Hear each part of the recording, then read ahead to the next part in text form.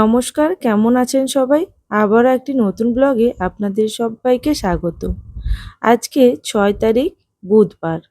সকালে ৬টার সময় উঠে ছেলের জন্য টিফিন রেডি করে ছেলেকে স্কুলের জন্য রেডি করে দিয়েছিলাম। ছেলে স্কুলে চলে যাওয়ার পরে কিছুটা চিয়া সিড জলে ভিজিয়ে রেখেছিলাম রাতেই, ওটা আমি খেয়ে নিলাম। খাওয়ার পরেই চলে যাব পুজো করতে, তাই চান ছেড়ে ছাদে গিয়েছিলাম কিছুটা ফুল জোগাড় করতে। আজকে ছাদে আপনাদেরকে কিছুটা ফুলের গাছ দেখাচ্ছি। পুরোপুরি আজকে দেখাবো না, অন্যদিন সমস্ত ফুল গাছগুলো এক এক করে দেখাবো। ছাদে আমার ১০০ থেকে ১৫০ মতন ফুলের গাছ আছে।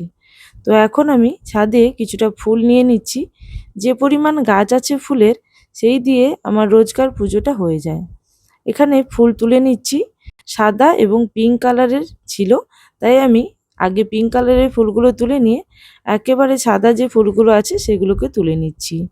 প্রত্যেকদিন ফুল তুলে নিয়ে পুজো করতে খুবই ভালো লাগে, আর যদি সেই ফুল হয় নিজের গাছের, তা তো কোনো কথাই নয়। এই গাছগুলো আমার অনেক কষ্ট করে লাগানো এবং প্রত্যেকটা গাছের যত্ন আমি নিজেই করি। এরপর চলে এলাম পুজোর ঘরে। পুজো করার জন্য ঠাকুর ঘরে আসার পরেই এখানে ঠাকুর ঘরে পুজোটা করে নেব। পুজো করার জন্য প্রথমে আমি এখানে ধূপ জ্বালাবো। এই ধূপটা আমার খুবই ফেভারিট এবং এই ধূপের যে দানিটা দেখছেন, এই দানিটাও আমার ছেলের খুবই ফেভারিট। এই ধূপদানিটা আসার পর থেকে আমার ছেলে প্রায়শই সন্ধ্যাবেলা ধূপ দেওয়ার সময় ও পুরোটা নিয়ে এটাকে পুরো বাড়িতে ঘুরে বেড়ায়। আর তখন থেকেই প্রত্যেকদিন সন্ধ্যাবেলা সন্ধ্যা দেওয়ার সময় ও আমার পেছনেই থাকে। কারণ এই ধূপটা ওর খুবই ফেভারিট এবং ধূপের স্মেলটাও ওর খুবই ফেভারিট। তাই এখন প্রথমেই আমি এই ধূপটা দিয়ে দিচ্ছি। নর্মাল ধূপ আমার হাজব্যান্ড সকালে দিয়ে যায়, তারপরেই আমি এই পুজোটা করি। তো এখন এই পুজো করার জন্য ধূপটা জ্বালিয়ে নেব এবং কিছু যে ফুল নিয়ে এসেছিলাম সেই ফুল দিয়ে আজকের পুজোটা সেরে নেব। আর আজকে প্রসাদে আমি তেমন কিছুই করিনি, শুধুমাত্র বাতাসা ও নকুলদানা দিয়ে পুজোটা সেরে নিচ্ছিলাম। তো এইভাবে আমার প্রত্যেক দিনের পুজো সারা হয়। যেদিন যেরকম থাকে সেই দিয়েই পুজো করি এবং যেদিন যেমন টাইম থাকে সেই টাইমের মধ্যেই পুজোটা করে নিই। কখনো সকালে করি, কখনো আবার টাইম না থাকলে দুপুরের দিকেও করি। তো এখন পুজোটা আমার হয়ে যাচ্ছে এবং পুজোটা করে নিয়ে আমি রান্না করতে যাব। আর এই পুজো করার পরেই আমি চলে যাব রান্নাঘরে এবং সেখানে কিছু কাজকর্ম করে নেব। রান্নাঘরে যাওয়ার পরে আমি তোমাদেরকে রান্নাঘরের ভিউটা দেখাই। এই জানলাটা আমার খুবই ফেভারিট, কারণ এই জানলা দিয়ে পুরো রাস্তা এবং এই গাছপালাগুলো দেখা যায়। আর আমার এটাই ছিল রান্নাঘরের একটি বিশেষ জায়গা। এরপর আমি টিফিন করতে চলে গিয়েছিলাম। টিফিনে যেহেতু আজকে ছেলের জন্য বানিয়েছিলাম এই লুচি এবং আলুর সবজি, আলু এবং কর্ন দিয়ে একটা সবজি বানিয়েছিলাম, যেটা ছিল একেবারে শুকনো এবং তার সঙ্গে ছিল লুচি। আমার ছেলের ফেভারিট লুচি এবং তার সঙ্গে এই সবজিটাও। এরপর যেহেতু রাতে আমি আজকে আচার করব ঠিক করেছি, আর এই সময় যদি একটু বাড়িতে আচার না করা হয় তাহলে সারা বছর আচার হয়তো খাওয়া যায় না। তাই এই সময় আচার করে রাখি। আমি খুব অল্প আচারই করি, বিভিন্ন রকম অল্প অল্প করে করে নেই। মা বেশি করে আচার করে এবং পাঠিয়ে দেয়। মা বলতে আমার শাশুড়ি মা এবং আমার নিজের মা দুজনের কথাই বলছি। দুজনেই কিন্তু এইভাবে বাড়ি থেকে আচার তৈরি করে পাঠায় এবং দুজনের আচারই কিন্তু একেবারে ডিফারেন্ট এবং খেতেও কিন্তু খুবই সুস্বাদু।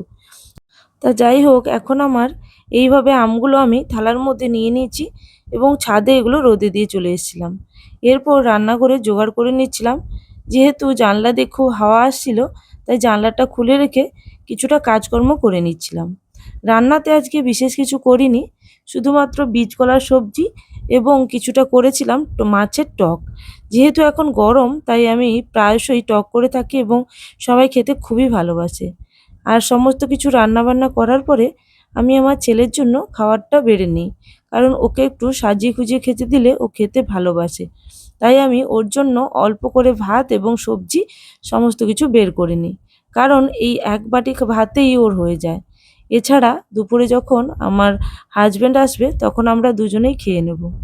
ছেলে কিছুটা পরেই আসে, ওই ধরুন 2টো নাগাদ ও বাড়ি ফেরে, তবে তার আগেই আমাদের খাওয়া হয়ে যায়। তাই ওর জন্য আমি আগে থেকে খাবারগুলো এইভাবে বেড়ে নিয়ে থালার মধ্যে ঢাকনা দিয়ে রেখে দিই। তাতে ও এইভাবে সাজানো গোছানো দেখলে খেতে খুবই ভালোবাসে এবং খুব খুশি হয়। এখানে আমি প্রথমেই ভাত দিয়ে দিলাম, তারপরে দিয়ে দেব বীজকলা এবং আলু বেগুনের একটি সবজি, যেটা একেবারে শুকনো বা ভাজা ভাজা বলতে পারেন। আর এই বীজকলা আমি আমার শ্বশুরবাড়ি থেকেই নিয়ে আসি। শ্বশুরবাড়িতে যেহেতু অনেক গাছ আছে, তাই মাঝে মাঝেই এই বীজকলা শাশুড়িমা আমাদেরকে দেয়। আর আমি এটা নিয়ে এসে বাড়িতে রান্না করি। তবে এই বীজকলা খুবই অল্প পরিমাণে রান্না করি, কারণ আমার ছেলে খুব একটা বেশি ভালোবাসে না। আমাদের খাবারগুলো সমস্তই টেবিলে রেখে দিয়েছিলাম, কারণ হাসব্যান্ড 1:30টার দিকে চলে আসবে, তারপরেই আমরা দুজন মিলে খেয়ে নেব। এরপর 2টোর দিকে ছেলে আসলে তারপর ওকে খাইয়ে দেবো, বা ও যদি নিজে খেতে চায় সেটাও খেয়ে নিতে পারবে। কারণ ও অনেক সময় যদি কোনো কাঁটা মাছ থাকে খেতে চায় না, তাই ওকে তখন খাইয়ে দিতে হয়। তো এখন প্রায় 1:30টা বাজে, তো হাসব্যান্ড আসার টাইম হয়ে গেছে। এবার আমি সমস্ত কিছু ঢাকনা দিয়ে দেবো এবং নিজেদের খাবারগুলো খেয়ে নেব। এরপর ঠিক 2টো নাগাদ বাবু চলে এসছে এবং ওকে আমি নিচে আনতে যাই প্রত্যেকদিনই। ও এসে বাইরের গেটটা লাগিয়ে দেয়, তারপর কলিং বেল বাজায়, তারপর আমি নিচে গিয়ে ওকে নিয়ে আসি।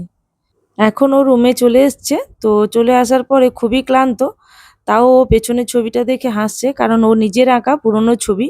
ওর সেই ছবিটা একেবারেই পছন্দ নয়, কারণ বলছে এই ছবিটা কে এঁকেছে? আমি বললাম আমি নিজেই এঁকেছি। তো বলল না, এটা আমার আঁকা ছবি, কিন্তু খুব খারাপ। তো এরপর আমরা বিকেলে একটু রেস্ট নিয়ে চলে গেছিলাম আমাদের বাজারে একটি মিষ্টির দোকান, যেখানে খুব ভালো দই বড়া পাওয়া যায়। ওখানে গিয়ে 2টো দই বড়া নিলাম দুজনের জন্য, আর 4টে সিঙ্গারা নিয়ে বাড়ি এলাম। এইভাবে আমাদের আজকে সারাদিনটা কাটলো। আর আজকের ব্লগটি এই পর্যন্ত। আবারও চলে আসবো নতুন একটি ব্লগের সঙ্গে। ততক্ষণের জন্য সবাই ভালো থাকবেন, সুস্থ থাকবেন।